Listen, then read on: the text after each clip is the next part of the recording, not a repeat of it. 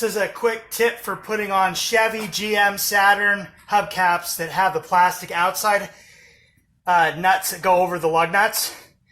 The best tool for that is a speed wrench, and then get your appropriate socket, and this works like you just hold the bottom and turn.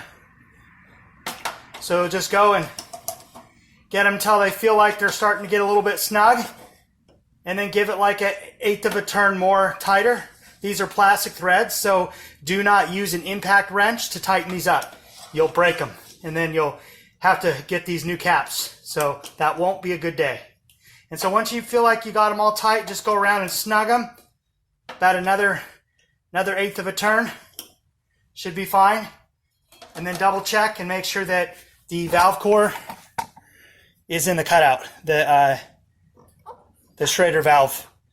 That way you don't have to go back and do the job again. So, or you won't fold it over and damage it.